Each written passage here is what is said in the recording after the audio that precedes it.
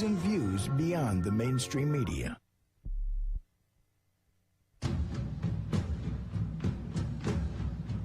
And it is that while the lethality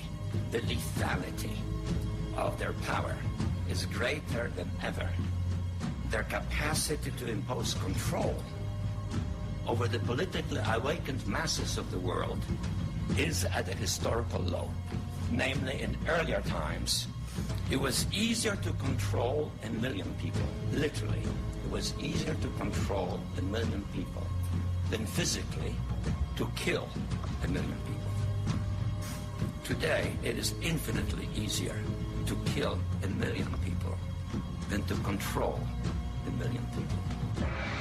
The smoke in the air of our Concord bridges and Pearl Harbors is always smelled first by the farmers who come from their simple homes to find the fire and fight.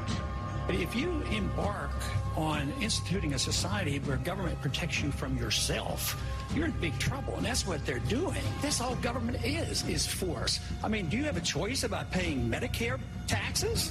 This government uses force to mold behavior or mold the economy. They've overstepped the bounds, and they violated the whole concept of our revolution and our Constitution.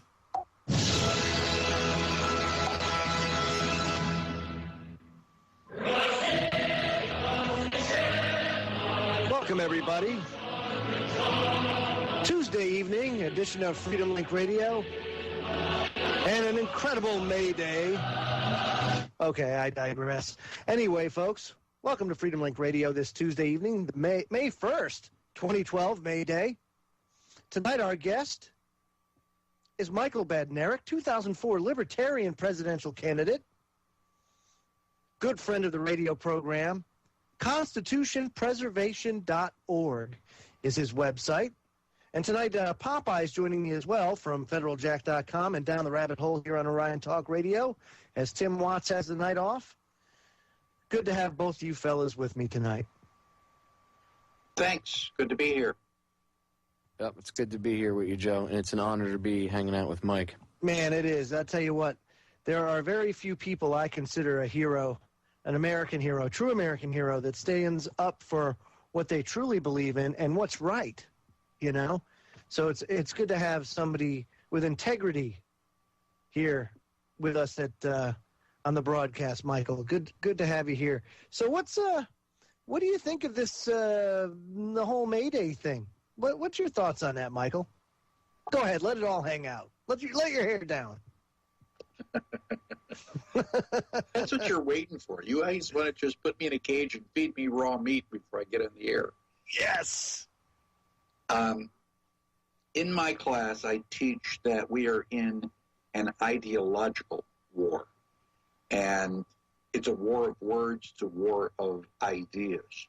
Nothing happens physically that doesn't happen as an idea first. The Holocaust didn't just happen. People had to think about it. People had to come up with this crazy idea that a subset of the population needed to be exterminated. And then people take action on those thoughts. The United States Constitution embodies a series of ideas that essentially protect your life, your liberty, and your private property. If we don't read the Constitution, if we don't understand those ideas, and worse, we don't stand up to defend those ideas, then George Bush is right that the Constitution is just a piece of paper, and those ideas will disappear. Nobody will act on them. In the movie V for Vendetta, the hero is bragging that you cannot kill an idea, which is true. If, 100 of us have the same idea and one of us gets killed, there are still 99 people that, profess that particular idea. However, it is possible for us to allow an idea to die. If we are so lazy as to not continue to promote these thoughts, if we don't understand the ideas in the Constitution, then perhaps we should just bury it underneath a pyramid someplace, and maybe a civilization 2,000 years from now will discover it and get some benefit from it. Communism is an ideology. It is an ideology which is the antithesis of our Constitution. The Constitution establishes and defends individual rights and private property. Communism is a collectivist system that doesn't believe in private property and ultimately insists upon the destruction and elimination of certain parts of the population for the benefit of the others. And if you believe in murder, if you believe in theft, then communism is the ideology for you. The fact that we celebrate May Day, or some of us in the United States celebrates May Day, is an evidence that we just never learned civics in high school. We never studied the Constitution, don't have any clue what the Bill of Rights says, and we don't understand where our rights come from. And so many people will, bang their fist on the podium and demand their rights, and then insist on communism to try to support them. That is absolutely ludicrous. Michael, when they talk about sending our men and women in uniform into harm's way, they always say that you're doing so defending freedom and democracy. But we have neither in this country, do we? Well, we don't have the freedom because we are operating the country as a democracy, and we are not supposed to be. Right. Most of your listeners, I am guessing, know that the United States is a constitutional republic, so, we get to sing with the choir here.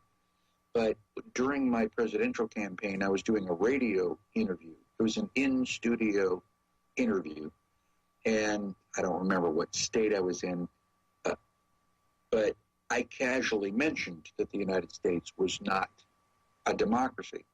Well, one of our first callers was a woman who was apoplectic. You could almost visualize her shaking as she was, screaming into the phone. And she's telling me, Mr. Badnarik, you're an idiot. You're not qualified to be president of the United States because you don't even know the United States is a democracy. And my response to her was simply, I pledge allegiance to the flag and to the republic for which it stands. And she immediately hung up and didn't want to debate with me anymore. It's funny. I actually had that debate with somebody, too. And they said, no, we're not a constitutional republic. No, we're a democratic republic. And I said, no, we're not a democratic republic. So I said, there's only one democratic republic in this world. And they say, well, which one? The United States. I said, no, Congo. Look up Congo, the Democratic Republic of Congo. That's what it is. So we're a constitutional republic. And people have this, they tend to mix up the two terms, don't they? The difference between republic and democracy. They do. And I say the simplest way to differentiate the two of them. In a democracy, the majority wins and the minority loses. That's because in a democracy, we get to vote on everything. We get to vote on whether or not you carry a gun. We get to vote on whether somebody else goes to a particular church. It's basically mob rule. The United States is a republic. And yes, we have representatives. Yes, we get to vote. But there are lots of things that you don't get to vote on. Right. I spoke to a college group in Rhode Island. And the first question was from a young lady who says, Mr. Badnarik, don't you think that guns are dangerous? I said, no, ma'am. If I thought guns were dangerous, I wouldn't have a closet full of them. She put her fist on her hip, and because she's a college student and so smart, she was convinced that she had me painted into a political corner. And she goes, well, she says, couldn't we vote to take your guns away? And I said, yes, ma'am, you can. You could have a unanimous vote that Michael is dangerous and evil, and you can vote to take my guns away. But then you're going to have another vote to see which of you sons of bitches is going to come and take them. And I said, that's not a vote that I recommend that you win. And it was fun to watch everybody's eyes light up like little gophers coming up out of a hole. It's like, what did he say? And I pointed out to him that my rights are not predicated on their vote. That's right. Well, let's get into that a little bit more when we get back from break. We'll talk to Michael about where rights come from. So much more to talk about, folks. Don't go away. You're listening to Freedom Link Radio on the Orion Talk Radio Network.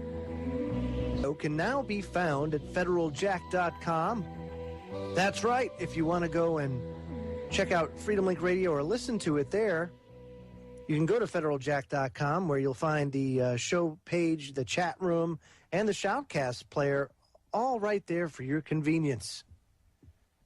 And special thanks to Popeye for that. With the code, if you'd like to embed With the it code, that's right. Embed it on your website. And share the stream anywhere, all over the place. We encourage it. That's why it's there. Copy and put it wherever you'd like. Thank you. Absolutely. Make it spread like wildfire, folks.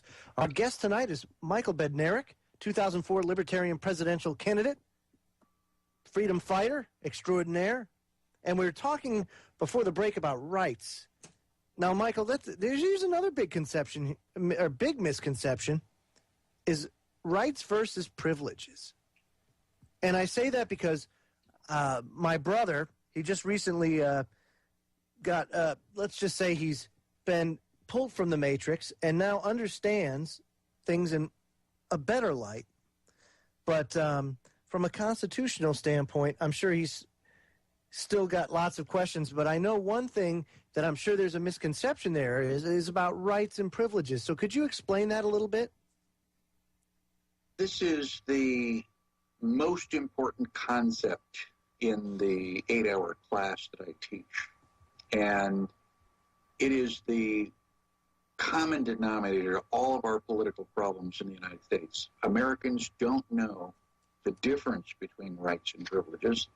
They're clueless. A lot of people argue that, they want these rights restored, and they don't have those rights.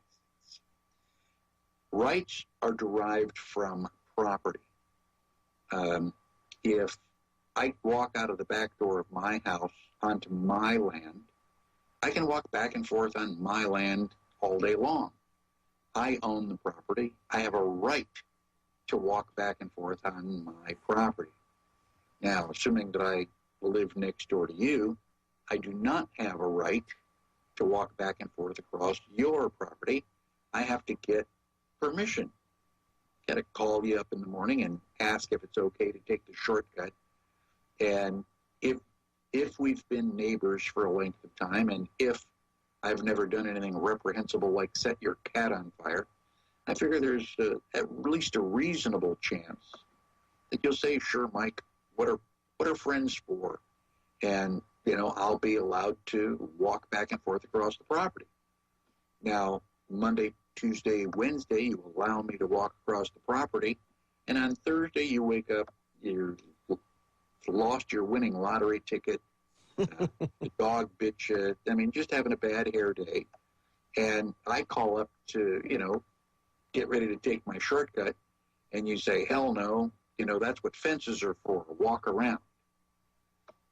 Well, you can grant me permission to walk across your property, and then equally true, you can revoke that permission anytime you see fit. You don't need a good reason. You just say, no, you can't. So property is basically the big kahuna. That's sacred.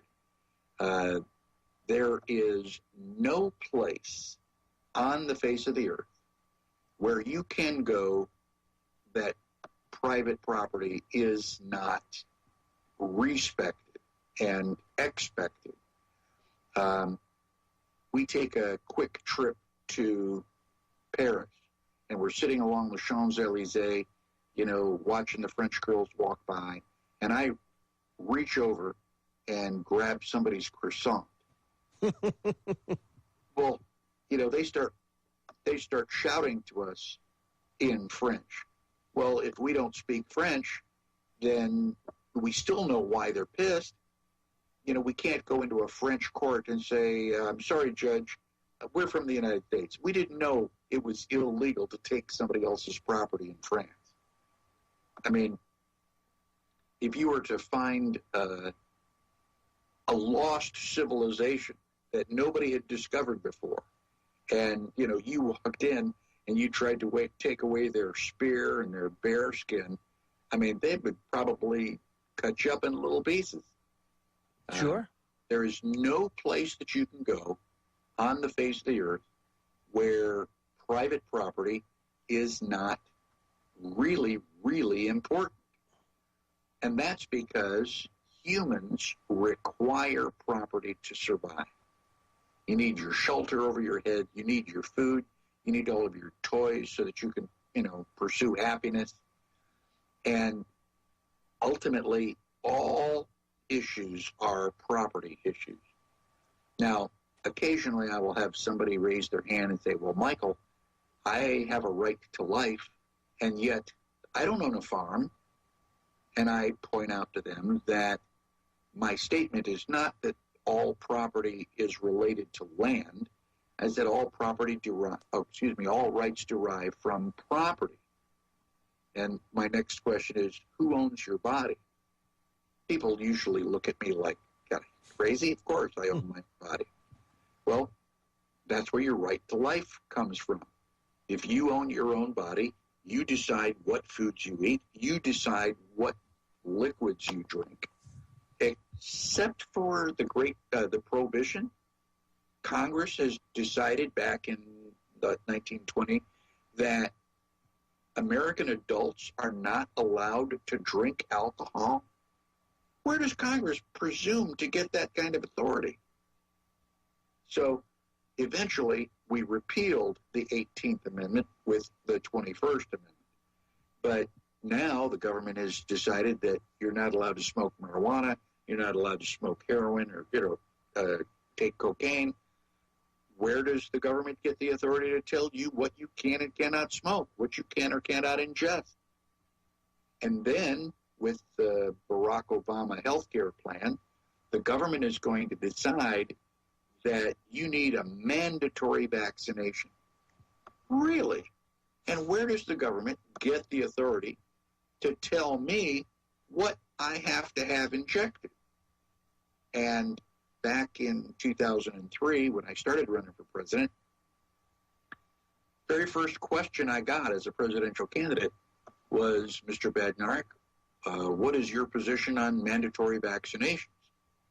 Well, it was my first press conference. I hadn't learned to be diplomatic yet. And my answer was, you bring the syringe, I'll bring my 45, and we'll see who makes a bigger hole. and I was accused several times, like, oh my God, aren't you being violent? And I go, no, I'm preventing violence. They go, well, you got a gun. I go, well, you got a lethal injection. He said, well, it's not a lethal injection. Well, how the hell do I know that? I'm supposed to stick out my arm and let you inject me. That's and right, then, trust us. after I'm rolling around on the floor, writhing in pain, then I get to, try to do something about it. Now, Popeye's had an adverse reaction to that, haven't you, Popeye? Yeah, I actually ended up having facial paralysis for like a month and a half due to vaccines I received while we were in boot camp. Yeah, it's not fun not being able to blink your eye or anything. It's really creepy. And I've got Gulf War syndrome from the stupid anthrax vaccine, so I know all about it. I made myself a phantom when they gave that out. Yep. I made myself a phantom. You're absolutely right, but you want to know something? What's interesting about what you just said, especially with vaccinations, is that the AMA is talking about recently on a blog, they want vaccination testing by conscription, making it mandatory or like a jury selection Unbelievable. In the United States. Folks, don't go away. We'll be right back. A lot more with Michael Badnarik and Popeye from FederalJack.com. And 3 books is the Freedom Link at CenturyLink.net. That's the Freedom Link at CenturyLink.net. Joined tonight by Michael Badnarik of ConstitutionPreservation.org. The man who's quoted as saying, "When I die, liberty is no longer my problem." Fantastic quote, by the way. You do. I'll tell you what, man. There is no other person I know that has the quotes that you have next to Patrick Henry, or the analogies. Your analogies are really good as far as trying to connect the dots to help people understand the way things really are supposed to be. You definitely have a knack for it. But, talking about rights, and we were talking about vaccinations. Well, one of the things that everybody's so afraid of right now is not only, Obamacare and death panels and everything like that, but the Second Amendment. Do you see there being a problem, regardless of who gets in, as this election approaches? Do you see that? Is there going to be a difference between Romney and Obama in this area? Well, that being a difference presumes they come from, different political parties. Sure. They're both controlled by the same group. And my first answer is no, there's not going to be a problem. I've got lots of magazines all loaded up. Just aim small, miss small. Yeah, that's absolutely right. But see, this is the way I see it, and I don't know. Maybe you can help me out here. But whether you have Romney or Obama, we know it doesn't matter. And I don't know what. Maybe before I get to that point, what do you think of Ron Paul's strategy with the delegates? Do you think that that he's got a chance? I'll have to confess that Ron Paul has made it a lot farther than I thought that he was going to. Mm-hmm. If it was a legitimate system, if it was really an election, Ron Paul would be in first place, and he'd probably have wrapped that thing up by now. Absolutely. But it's not. Everybody keeps asking that question as if we are playing a fair game. It's not a fair game. These people lie, they cheat, they steal, they are willing to murder. So, the question is, do I think that they are going to let Ron Paul win? No, probably not. When I was running for president, I did so based on my assumption at that moment that it is possible to recover freedom in this country peacefully. I no longer think so. We're going to have bloodshed in this country before we restore freedom. And the problem is that most people are not ready for that. Psychologically, they are not willing to pull the trigger. I just, about a month ago, I don't want to start this. A year ago, guy called and wanted me to help him purchase a gun. No problem. We went and looked at revolvers and semi-autos. Well, for a year, he didn't have the money, didn't have the time. We kept going out to lunch. We went to lunch a month ago, and I'm cutting to the chase. Basically, I said, what are you going to do if you're walking down the sidewalk and someone starts to choke you? And he says, I'll fight back, poke him in the eye, kick him in the groin. And then I asked, what will you do if the person choking you is a police officer? And his answer was that he would be required to stand there and let it happen because he is not allowed to resist authority. And I told him that I would not help him purchase a gun. Oh, no. Why not? I said, because you won't use it when the time comes. I mean, it's going to be more of a danger to you than a help. And he goes, well, who's going to fix the problem? And I said, I am. He said, well, all by yourself? I said, no, not all by myself. I said, there are, like 150 million people in the United States who are gun owners. I said, they're going to help. And he goes, oh, I want to help. I go, no, you don't. I said, you don't want to help because you won't even fight to save your own life. So what makes you think you've got the testicles to stand up and defend somebody else's liberty? I said, you just hide under your desk with your butt hanging out, and I will call you on your cell phone when it's safe for you to come out and play. And he says, well, that's pretty embarrassing. And I go, it damn well should be. Well, yeah. How important is that? I mean, but what is that also?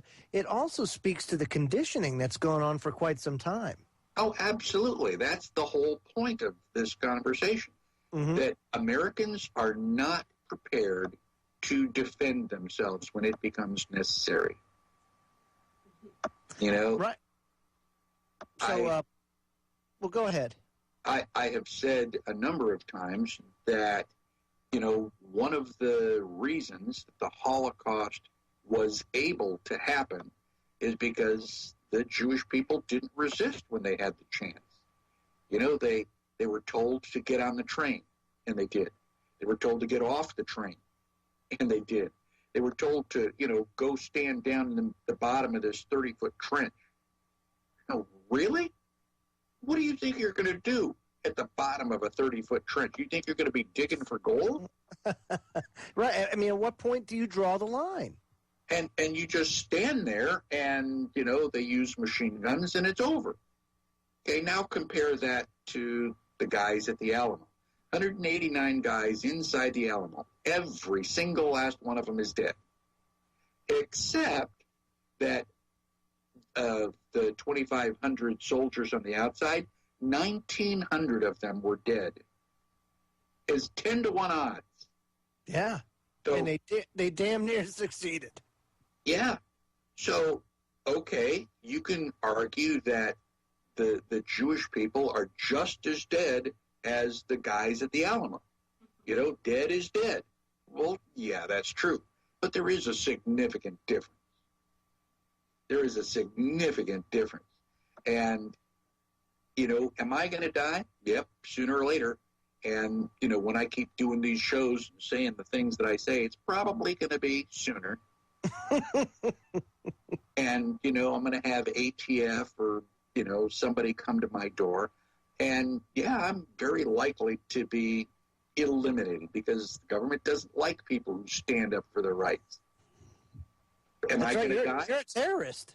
Am I going to die? Very, very likely. I wonder how many watch lists you're on, Mike. But I am not going to die alone. And that's when, look, when I die, liberty is no longer my problem. There it is. It's like, what don't you understand? If you go to the FEMA concentration camps, don't look for me. I didn't make it. Don't go walking up and down the fence looking for me. Don't go asking people in the courtyard if they've seen me, because I ain't there. No. And that's a good attitude to have because, and most people, the funny thing, and this is what I notice, and maybe you could speak to this, but do you think that the American people still just have too much to lose? Do you think that that's that they haven't got to the point where they have nothing left to lose? In some places in the world, the parents can't feed their children.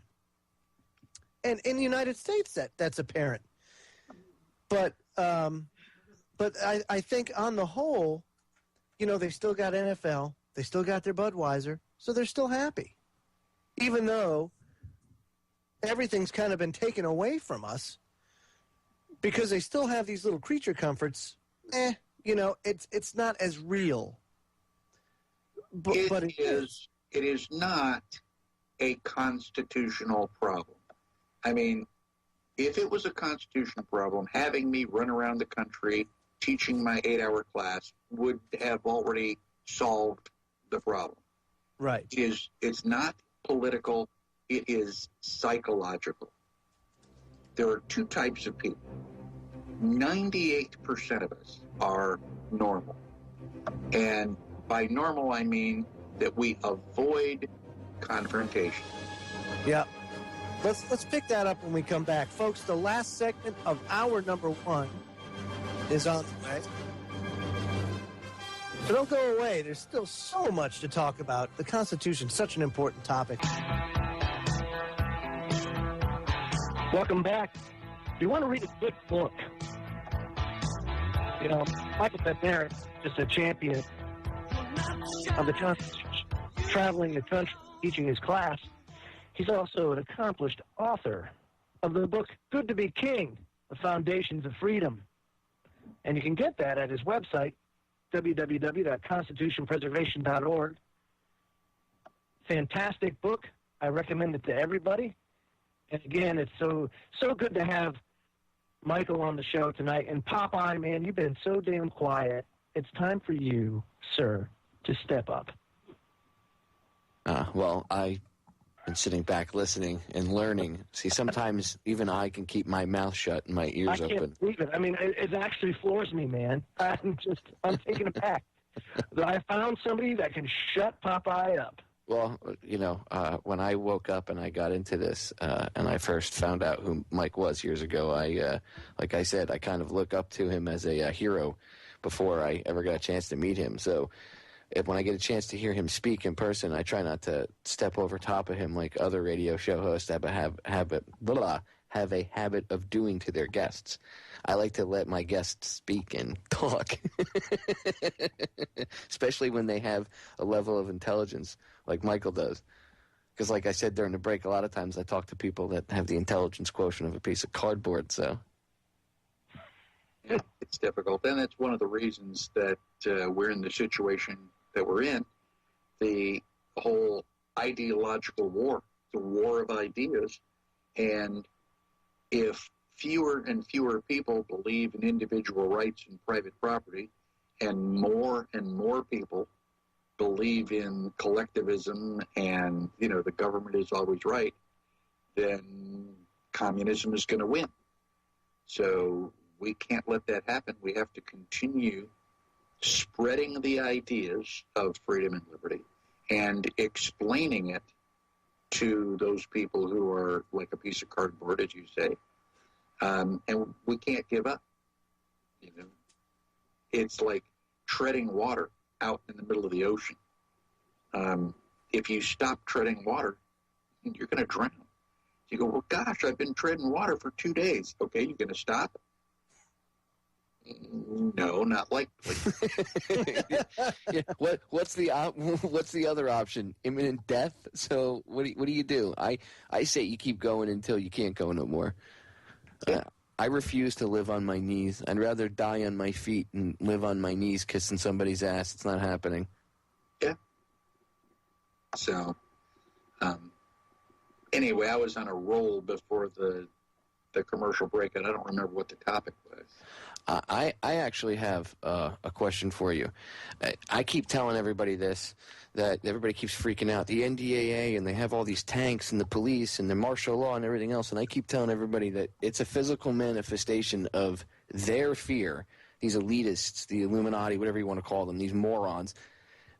This is a physical manifestation of their fear of us and our freedom and of us as individuals.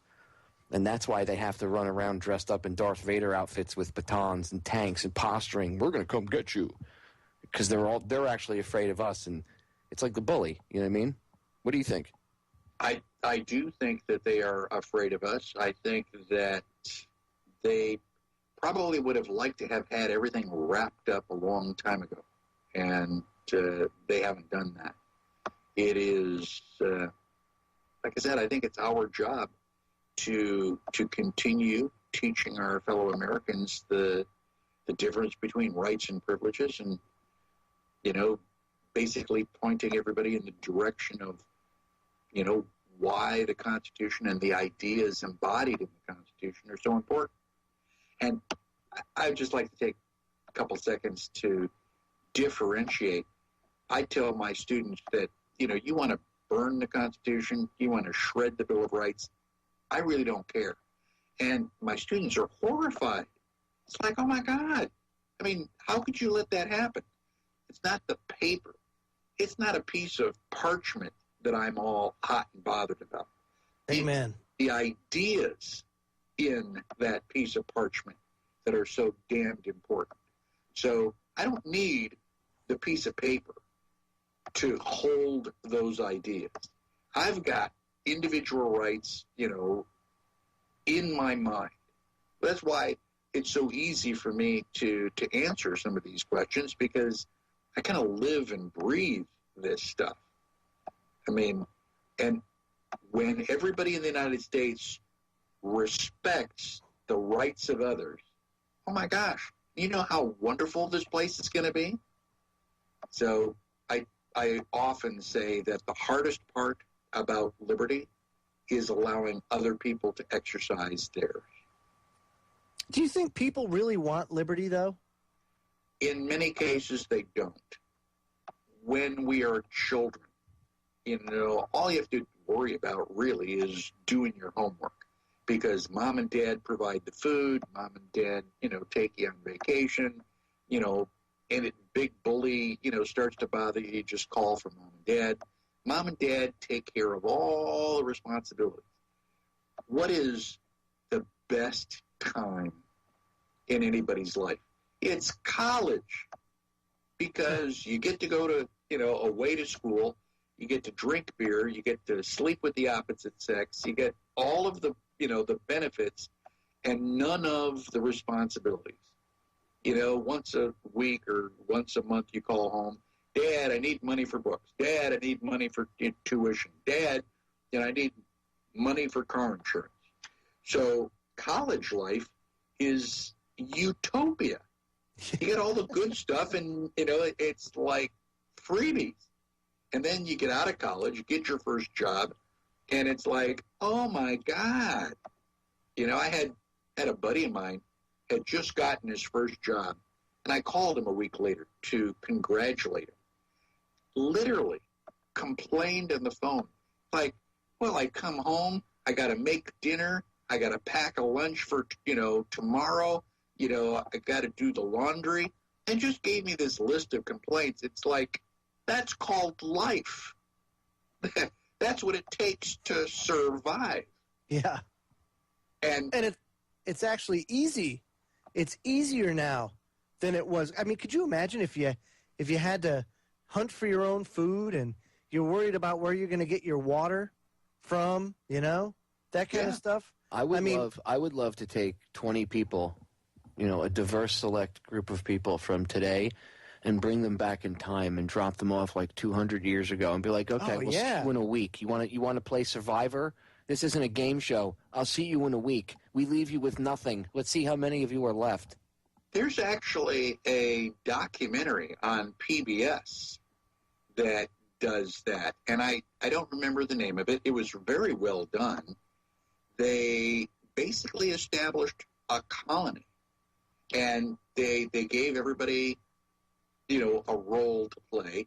They gave everybody costumes, and I mean, it was brutal. They do that here in Jamestown, Virginia. They have a recreation, a mock little town. People actually live that way. Yeah, it's amazing.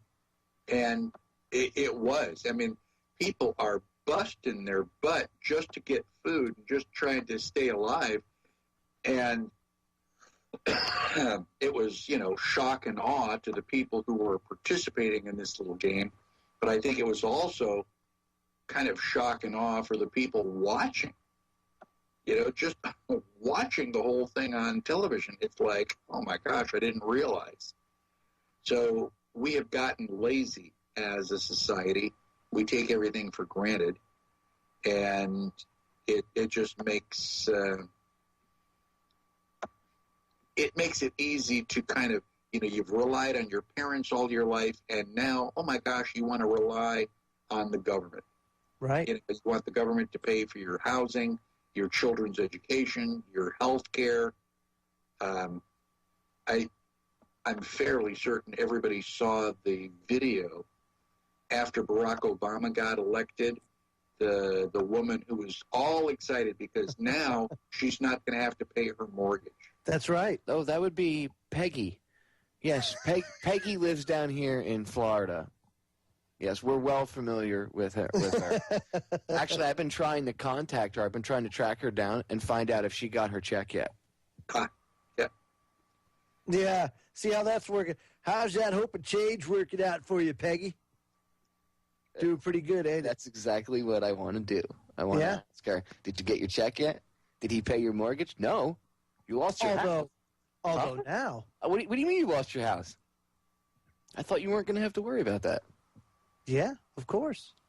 And now President Obama's new slogan isn't hope and change, Michael. It's forward. Forward to what? Forward. Well, which has very Marxist socialist historical significance. That was they call themselves progressives. Lemmings. Forward off the cliff. My little lemming buddies. Folks, hour number 1 is done. Hour number 2 is on the way. And in hour number 2, my brother Greg Joseph joins the broadcast. He's going to school. And Michael Badnarik is here to teach him. So, hopefully you can...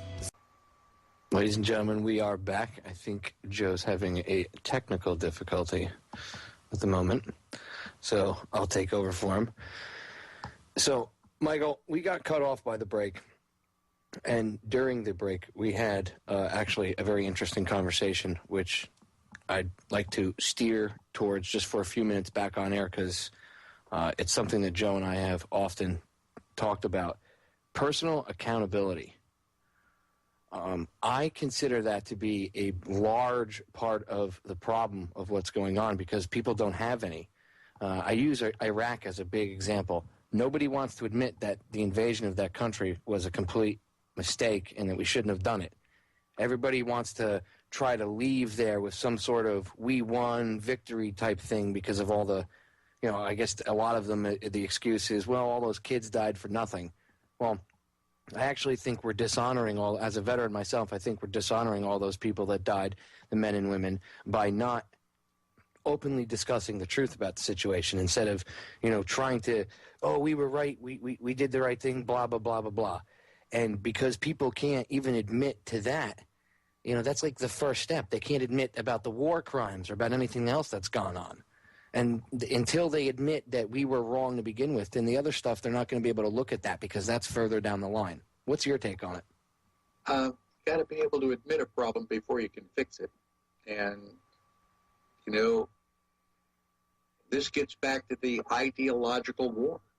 And most people haven't got a clue what's really going on. They don't know the United States is not a democracy. They have no idea what is in the Constitution. I will occasionally give a speech someplace, and I will ask people, how many people here are good, patriotic Americans? And,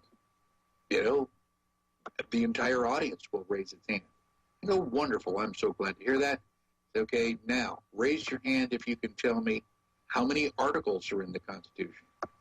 Nobody has a clue. I go, really? And so what is the standard for being a good, patriotic American? You know how to dress yourself in the morning?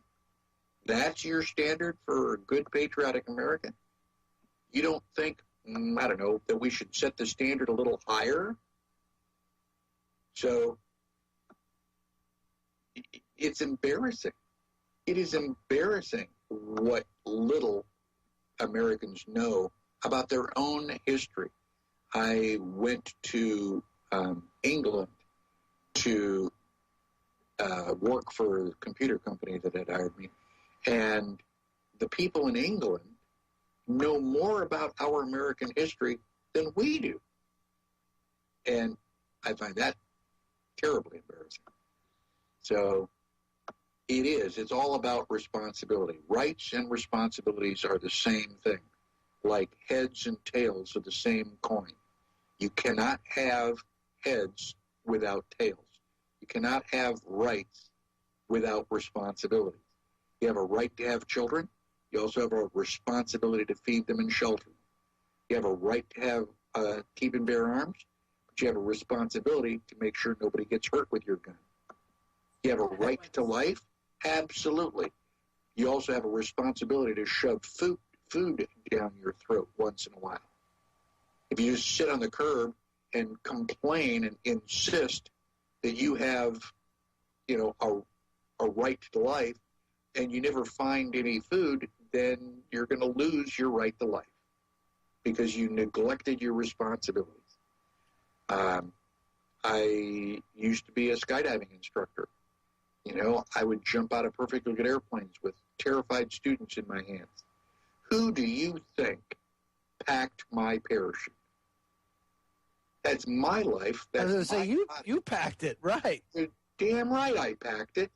I will loan you the keys to my car. I will share my lunch with you. I might even let you take my girlfriend to dinner, but don't touch my parachute. I am not even kidding. I will hurt you if you touch my parachute because that's my body, that's my life, and when I am falling through the sky at 120 miles an hour, the last thing I want to do with the last 10 seconds of my life is use your name in vain. Don't touch my parachute. Yeah. That's my responsibility. That's a definite good way of looking at it. Guys, my brother, Greg Joseph, has joined the broadcast. Greg, welcome aboard. And one thing I wanted to put out or add to that is I think parents have really failed in that aspect of teaching the children personal responsibility. Don't you think, Michael, that this has kind of been passed on, especially to this generation here? That concept is almost foreign now. Well, there's a lot of places we can put the blame. I don't care whose fault it is. How are we going to fix it? Right. We can say, and most people do, everybody blames somebody else. It's not my fault. Woman goes to McDonald's and orders a hot cup of coffee. And McDonald's, I don't know what the heck they were thinking, they actually gave this woman a hot cup of coffee. And she manages to put it between her legs, and she burns what? And she's going to make it McDonald's fault. You stupid woman. What the hell are you putting the hot coffee in your tender parts for? That's a good question. Very good question. He's indeed. on point, though. Yeah, but therein lies the problem, right? The lady had the nerve to sue. No, because the coffee was that doesn't surprise me that she heard the nerve. But no, seriously, dude. What does that say, though? The coffee was too hot. What about the lawyer that took the case and the judge and everything that went through with it, and actually the judge that didn't look at this case and throw it out of his courtroom and tell the attorney it was a waste of his time and he should be disbarred? For real. Yeah. What about the jury that granted her the not entitlement, whatever they call it, the settlement? Yeah, good point. I can't even believe it. To say that there was that many people that, oh, yeah, you know what? Yeah, she's right. The coffee was too hot. Is there such a thing as coffee that's too hot? Not according to my parents, but... No, or me either. That's last time you bought an iced coffee from McDonald's to begin with, first of all. Let's be real about this. It's not like she was at Dunkin' Donuts asking for an iced coffee or something. If you really wanted to get into technical details, what do you expect when you order a hot coffee from McDonald's? Do you expect to get an ice cold beverage with a straw? It's her fault. She burned herself too bad. That's the way it should have been. You burned yourself too bad. On the sign it says hot coffee. Well, that's what she asked for. Yeah. And, if she didn't get hot coffee, she would have been the first person to complain and file a lawsuit against McDonald's because they didn't give her what she asked for. Absolutely. As soon as McDonald's handed that cup of coffee through the window. It's not McDonald's cup of coffee anymore. It is her cup of coffee. And it's her responsibility to take care of it. That's right.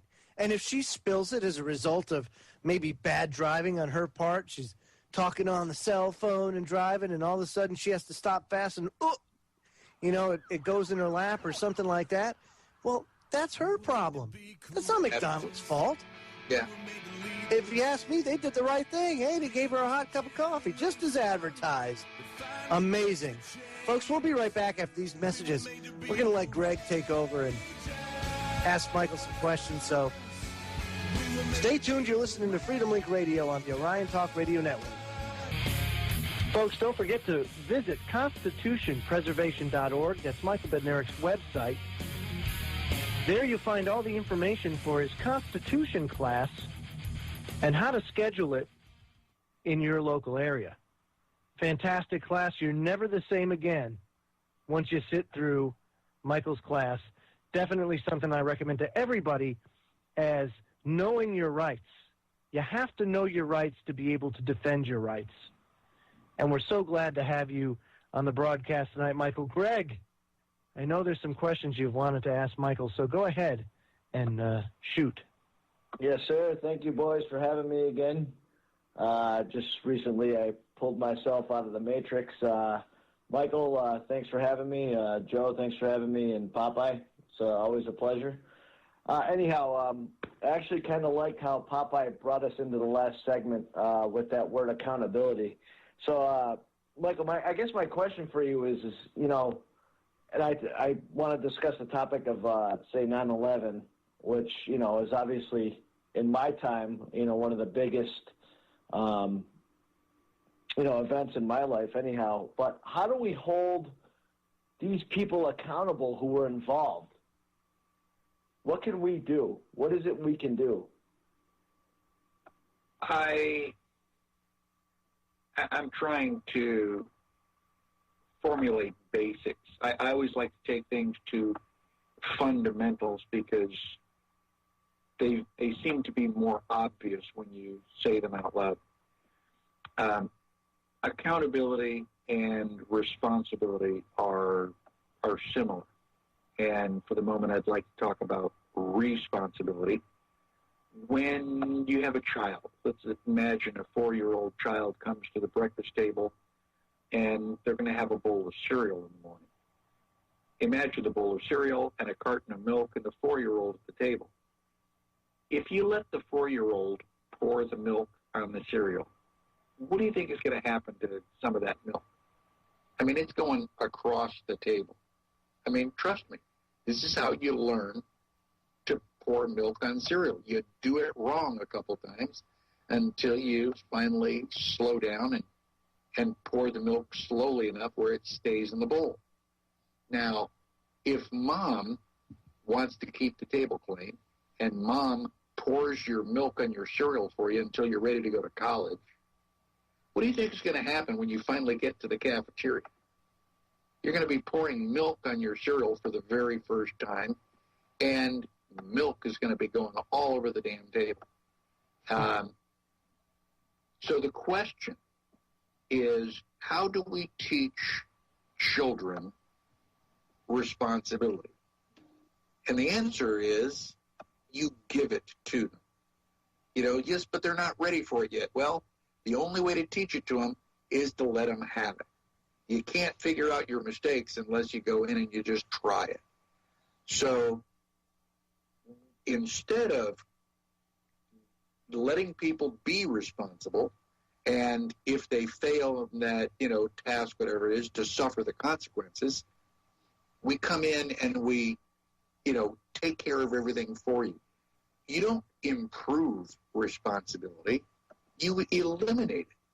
There is no responsibility because somebody else is taking the responsibility. That's why this woman burned herself with the coffee at McDonald's. So the same thing is true with the accountability. We are responsible for what happens in Congress. we, the people, should be responsible. And if the people that we presumably have elected are not doing the job we want them to do, it's our responsibility. So we can sit around and shake our hands and go, oh, you're not doing what I want, and just continue to complain about it.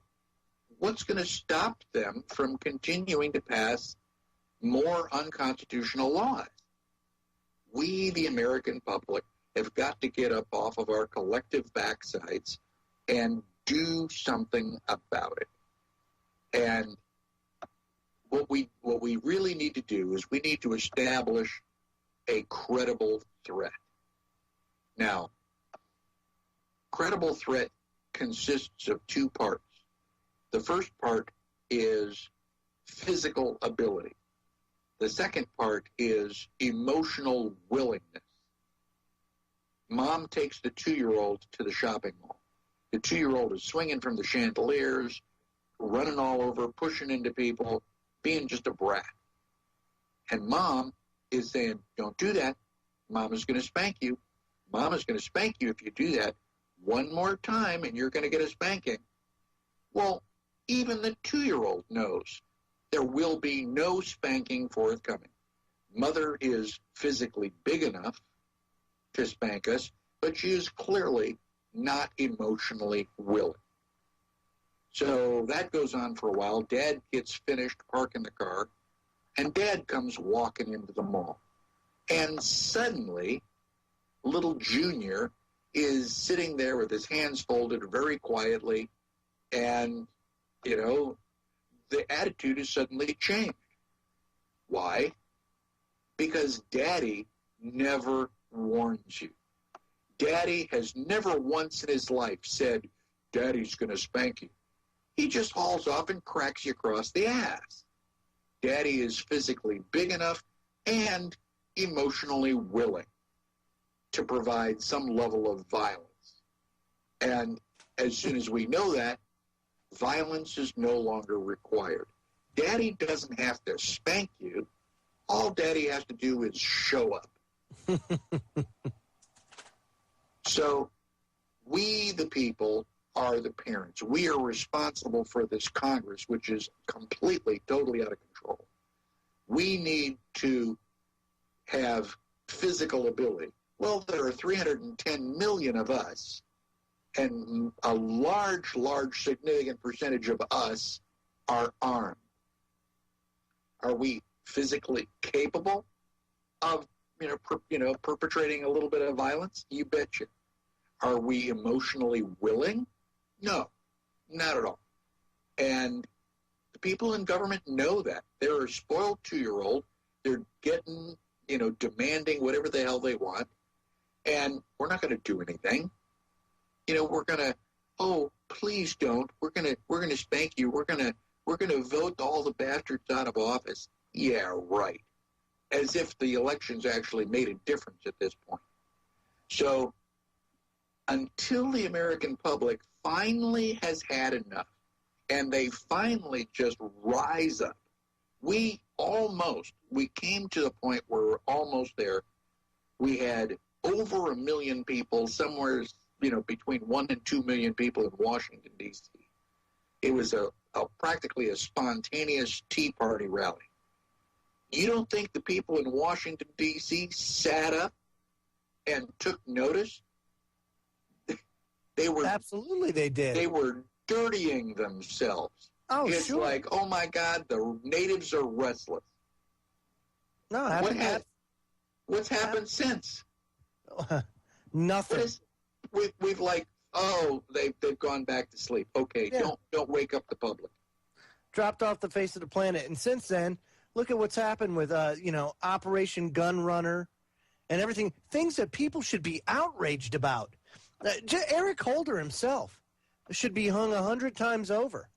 I mean, they should just hang him and hang him again and hang him again and hang him again, just because of the treason, the countless times I can think of where it's just treason run amok, and the American people, they take it. What do they care? Doesn't affect them directly. But we'll be right back, folks. More with Greg Joseph and Michael Badnarik.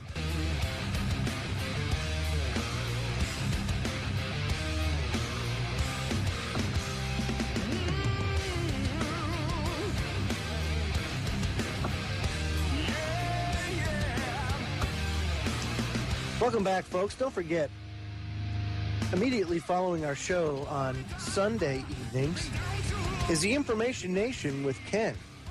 You can catch his show from 9 to 11 p.m. Eastern Daylight Time here on the Orion Talk Radio Network, and we have so much in the way of good quality programming to offer you throughout the day. You can listen to it through your TuneIn app on your smartphone or TalkStream Live. So many different places. FederalJack.com. Check it out. We're joined by Michael Badnarik and my brother, Greg Joseph, who has many questions to ask Michael, so I don't want to take up any more time. Greg, go ahead. Well, I like those analogies that you used, Michael, before, about the young child pouring milk on cereal. I actually did like that. And where you left off, that was great. I don't know, can you give any more insight as to where you left off? I don't know where I left off. I was going to say, I don't even remember where you left off, Greg. That's crazy. Well, okay, well, let's talk about, I think during the break we were talking about conspiracy theory and how we use that in the... we were talking about how the term conspiracy theory is used as a label, and it's used to marginalize people and stuff. Mm-hmm. And Michael was about to actually get into his definition of his thoughts on that, and we had to come back in. So go ahead, Michael. The floor is yours. Well, it's like I said, we're in an ideological war, and sadly, most people are not intellectual enough to be able to keep track of these ideas. People are easily misled. You put a couple of sentences together, go, wow, that sounds good. And people wouldn't recognize the irrationality of it. They're not able to follow a consistent logical argument. And so, they're easily fooled. So basically, we've been saying that we want to, really get out there and teach people all the stuff that, we have learned recently.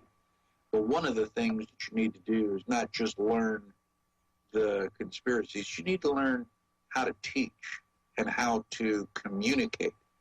Many of us will take, years and years to, figure out the Federal Reserve fraud, the problems that we've got.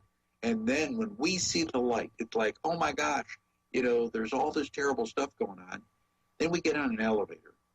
We're right. And we think that we can convince somebody from the lobby up to the 10th floor that the Federal Reserve is evil and most of what the government does is unconstitutional. Oh my God, we're in deep, deep trouble. We got to store up food and ammunition. Person gets off on the 10th floor, they don't even want to see you again because you're trying to force all this information that you took years to absorb, and you're trying to shove it down somebody's throat faster than they can imagine all this stuff. So one of the things, if you really want other people to understand, you've got to give them time.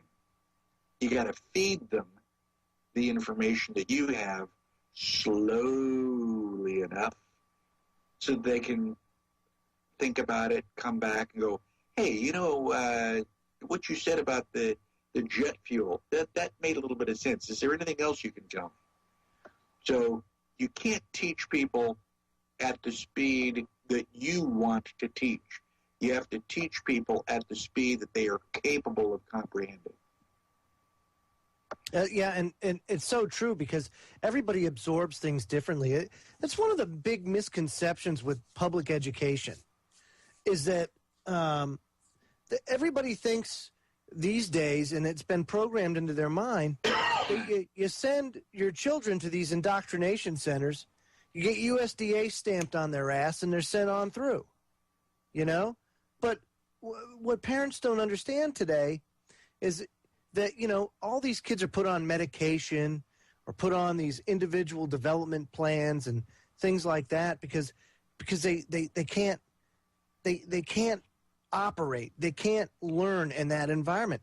But because of that, they're bad, they're stupid? No. It's just because they're not wired the same way as everybody else. Each of these children, each of us are all wired differently, and consequently, we learn things differently. Certain things interest us more, you know, and it's one of those things. So you're absolutely right, Michael. I mean, that's a large systemic problem where people have this assumption that, you know, you're supposed to be at this age, you're supposed to be at this level. But that's not true, is it? Well, it's not even possible. But,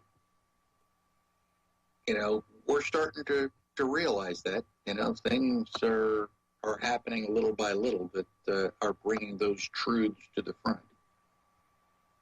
Now, yeah, you're absolutely right. Now, Greg, keep this going. Is there anything else that you have any questions about, especially about freedom, the Constitution, the way things are going in this country? What kind of questions do you have about that kind of stuff? Well, I guess, you know, well, again, with all these acts being passed, you know, what do these acts mean? I mean, I try to read these things and I try to make sense of them, and, you know, nothing makes sense to me. You know, the NDAA, the Patriot Act, none of these acts make sense. So I asked myself, you know, being a manager of a multi-million-dollar business, who the hell could think that these things are right? What do you mean, like NDAA and everything? NDAA, yeah, like who's drafting these things? You know, you're right. Okay, well, you have more than a week's worth of food in your refrigerator, and you can be considered a terrorist. Well, where did that come from, though? Well, that's a good point. Why do they say stuff like that, Michael? What's the motivation behind that? What is the motivation? The motivation behind it is control. They want to control you. You are not allowed to make your own decisions. You're not allowed to have your own thought processes. We are going to tell you what the correct answers are. For many, many generations now, schools have not been there to teach anything so that the student can actually take a novel situation and figure out the answer for themselves. The schools are indoctrination centers. The teacher is always right. Respect authority. You know, it doesn't matter whether you get the right answer. The only thing that matters is that you feel good about yourself. We don't want to damage your little psyche by giving you too much homework. Everybody who plays Little League gets a ribbon. You know, there are no winners and losers. Sometimes we don't even keep score. We're just going to, we want everybody to just, you know, work together and feel good. And just listen to authority and everything will be fine. So you get your driver's license, listen to the police officer. You get a job, you got to listen to your manager. Don't think for yourself, damn it. We'll tell you what to think. Do you think part of that mind control, Michael, is to keep the knowledge that each individual is divinely sovereign, that you are a sovereign unto yourself? Like you say, it's good to be king. They don't want us to know that, do they? Well, no. Slaves are much easier to handle if they are quietly submissive. So, you know, if you're not running around, you know, shouting that you can make your own decisions, if we can make you dependent on the government, then we win. And a lot of people are. I'll tell you what, the dependency on the government is at an all-time high in this country. You know, the great experiment that was America kind of lost. Boy, have we lost our way. And it's been a long time coming. This has been boiling frogs. Wouldn't you say, Michael? Oh, yeah, that analogy is almost overused. Yeah. But, I mean, truly, if you think about it, it's been a slow implementation over time. And just things, they pile up one on top of another. And before you know it, man, look at the hole we've dug ourselves in and what we have to dig out of. It's really amazing. Folks, don't go away. Final segment of the broadcast coming up. Thank you to everybody that's tuned in tonight. We'll wrap up the show after these messages. You're listening to Freedom Link Radio. Don't go away. Your abilities are awesome and may be called upon by concentrating your thought energy with definite purpose.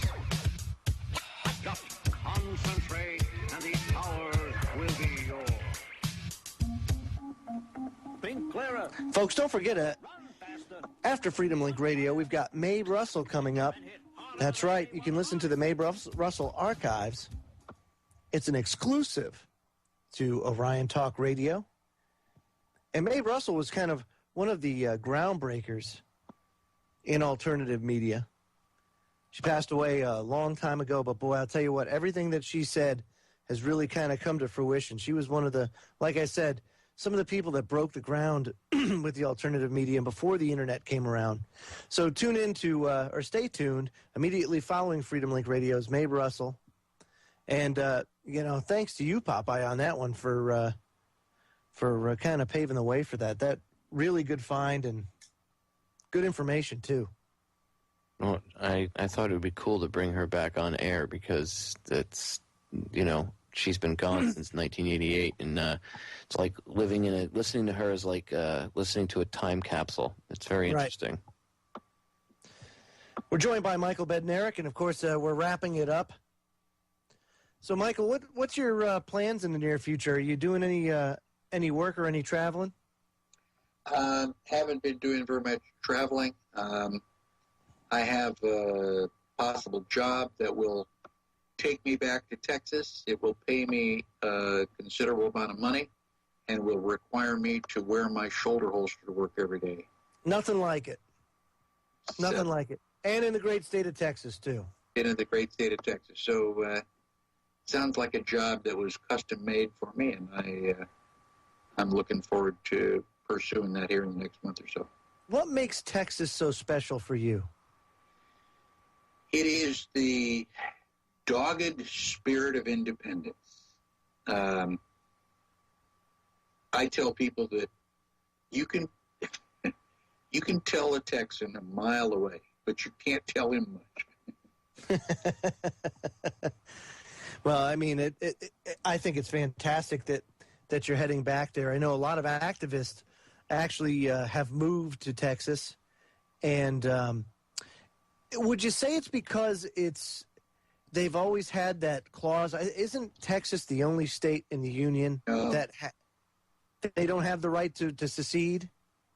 Every state has a right to secede. Ah, good. I don't. That was a trick question. Oh, thanks. I'm going to stumble over that. My God. A hostile interview. No, define hostile, will you? Who's defining hostile? Oh, geez. Well, according to the NDAA, I'm sorry. But every state does, right, Michael? They all have everybody's got the right to do whatever the hell they want. The question is whether or not you've got the courage and will to enforce it. There is no way that, okay, a man and woman get married. They go to the church and they say, till death do us part. And, everything is happy-go-lucky. And then eventually, much to our surprise, she thinks that he's a jerk and she wants to go live with mama. Does he have the authority to grab her by the hair and drag her back to the house and, and say, I said until death do us part, bitch, you're going to have to stay here. Are you going to tolerate that? If you're Fred Flintstone, sure. Yeah, but of course that's not, in reality, no, of course not. Of course not. And so the same thing is true for any particular state. The states invented the federal government. The states have more power than the federal government. how does the federal government have any legitimate authority to keep the states in the Union if they don't want to stay? Now, I have a lot of people who, not that smart, who say, well, the Civil War proves that, the states are not allowed to secede. I go, really? So you've never heard of the Declaration of Independence? The Declaration of Independence is a secession document. We, the colonies, seceded from the crown. We declared ourselves to be free, sovereign, and independent states. King George could take this job and shove it. Now, the difference is that, we killed enough people during the American Revolution to have our way. The unfortunate thing is that during the War of Northern Aggression, the states didn't have enough industry. The states were primarily agricultural, and they didn't have the steel mills necessary to make the guns. The Southern generals were far better, far more strategic than the Northern officers. It's just that there were more of them. The North won the War of Southern Independence the same way the white man won against the Indians. The Indians were dumb enough to bring a bow and arrow to a gunfight. And, the blue team in the North just outnumbered the gray team in the South, period. But just because the Southern states lost does not mean that philosophically any given state cannot secede. That's ridiculous. Well, what about people? If each individual is a sovereign unto themselves, couldn't you secede? I have, basically. Okay. 23,000 gun laws in the United States don't apply to me because they infringe on my right to defend my life. If the government passes a law that says you have to get down on all fours and bark like a dog, you going to do it?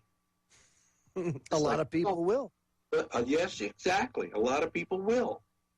But, those people don't have freedom because they're not willing to fight for it. But it requires effort. That's right. And time and perseverance and courage and commitment. I mean, all of that stuff. But absolutely. What makes me free? What sets me free more than anything ever in this world ever has? Standing up for my freedoms. That's what sets me free. That courage to do it.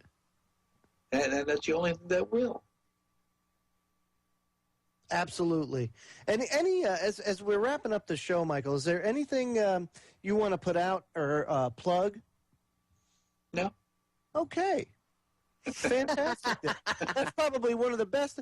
Normally they're I'm taking complete responsibility for myself. I've spent the last 12 years trying to teach my class, trying to rouse my fellow Americans into realizing what the hell's going on. And, if they're not interested, I'm not going to waste my time. I'm going to be spending my time in the next year or two making sure that I've got lots of money, lots of food, lots of ammunition. And, when the economy goes to hell and the paper Federal Reserve notes are not worth anything anymore, and, people are running around because they haven't stocked up on a lot of food, don't come to my place. Don't come knocking on Michael's door, that's for sure. You've got you got a choice. You can, stay at home and starve to death slowly, or you can come and try to take my stuff and end your life quickly. Right. I've always said that, we have two choices. You can either be proactive or you can be reactive. Right. And think about it, folks. What would you rather be? Would you rather be proactive to make sure that the country's a better place, not just for you, but for your children? I mean, look at how it was 10 years ago with 9/11 and then this big police state push. And imagine how it's going to be when your children get older if they're just being born now. I mean, I can't even believe it. I can't even believe the rate that it's accelerated, Michael. It's unbelievable. There's a children's story that I mean, they don't tell very much anymore, about the ants and the grasshopper. The ants were these conspiracy theory ants that thought that winter was coming and they had to work real hard to store food. And the grasshopper didn't believe that stuff. It just kept playing a little fiddle and playing. And then, you know, sooner or later, winter came and the grasshopper starved to death. Yep. Stupid grasshoppers. Michael, when's the next time your show comes to Massachusetts or your class comes to Massachusetts? As soon as I get the 25 people willing to pony up the money. How much is the money? $150 in Federal Reserve notes or 4 ounces of 999 fine silver. Per head, yep. And that's... I'll tell you what, I would be willing to put that up for 5 of us. Any 5 of us listening in the Massachusetts area? Well, good luck getting 20 more people. Yeah. You go to my website, and under the I gotta write this down. Class, go to the class menu and request a city. Leave your name, phone number, and email address, and the name of the city you'd like me to teach my class in. That'd be awesome. When I get, 30 people from the same location, I'll send out an email. Everybody talks about the Constitution, but nobody wants to, actually do anything about it. That responsibility thing. Absolutely. And let me just throw this out real quick. His website, folks, is constitutionpreservation.org. Constitutionpreservation.org. And I'll tell you what, it's fabulous to have you on the broadcast tonight, Michael, and I certainly thank you for coming out and helping not only my brother understand this kind of stuff, but spreading the word of liberty and freedom. And, folks, if you're interested in the class, please go to constitutionpreservation.org. You can not only sign up for the class, coordinate with Michael, but you can also order his book there. We're out of time for this evening, so thank you, Popeye. Thank you, Michael. Thank you, Greg. No, thank you guys. You guys. We'll have been see you awesome. on Thursday, folks.